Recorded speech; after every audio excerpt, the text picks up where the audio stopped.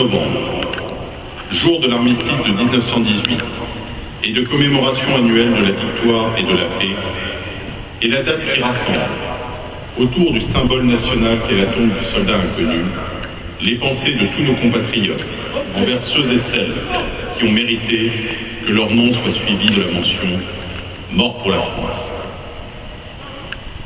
Comme partout en France, cette cérémonie du 11 novembre 2013 mettra à l'honneur non seulement les morts de la Grande Guerre, mais également tous les soldats morts pour la France, dans les guerres et les opérations extérieures qui ont suivi, dans la continuité des valeurs de service, d'esprit de sacrifice et de sens de l'engagement, qui sont des références pour l'ensemble de la société française.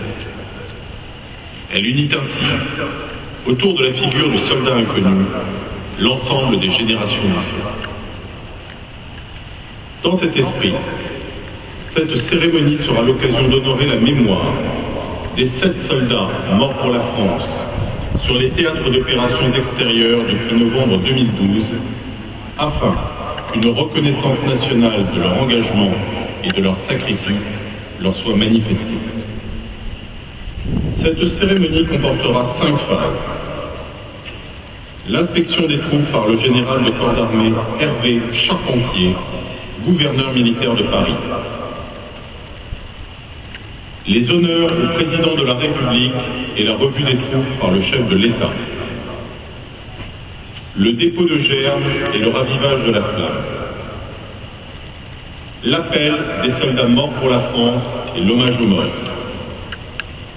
Le salut du président de la République aux drapeaux et étendards des unités endeuillées, aux familles des soldats morts pour la France, ainsi qu'aux autorités. En présence du drapeau du 1er régiment d'infanterie de la garde républicaine, le détachement interarmé qui rend les honneurs ce matin est placé sous les ordres du colonel Éric Huguet, commandant le 1er régiment d'infanterie de la garde républicaine. L'ordre du dispositif, de la droite vers la gauche, est le suivant. La musique de la garde républicaine. Une compagnie du 1er régiment d'infanterie de la garde républicaine. L'école polytechnique de Palaiseau. L'école des officiers de la gendarmerie nationale de Melun. L'école des sous-officiers de la gendarmerie nationale de Chaumont. L'école spéciale militaire de Saint-Cyr-Couët-Quidan. L'école nationale des sous-officiers d'actifs de Saint-Mexan-l'École. L'école navale de Lanvéoc-Coulmy. L'école de Mestrange de Brest. L'école de l'air de Salon de Provence. L'école de formation des sous-officiers de l'armée de l'air de Rochefort.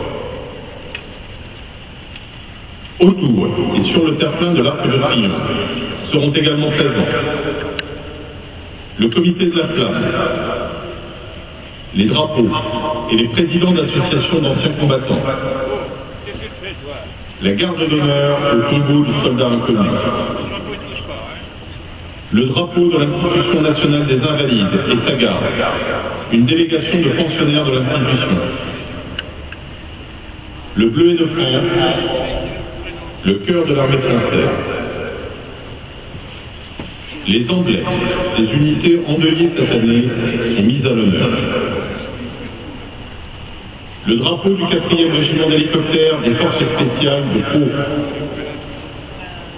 Le drapeau du 1er régiment de parachutistes d'infanterie de marine de Bayonne.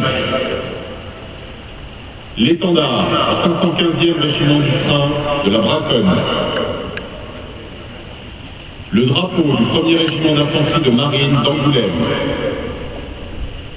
L'étendard du 68e régiment d'artillerie d'Afrique de la Valbonne. Le drapeau du 1er régiment de chasseurs parachutistes de Pamiers. Le drapeau du 2e régiment étranger de parachutistes de Calvi. Afin de conserver à cette cérémonie d'hommage tout son caractère solennel et recueilli, nous vous prions de bien vouloir observer le silence. de ne pas vous déplacer durant la sonnerie en hommage aux morts et de veiller à éteindre vos téléphones portables.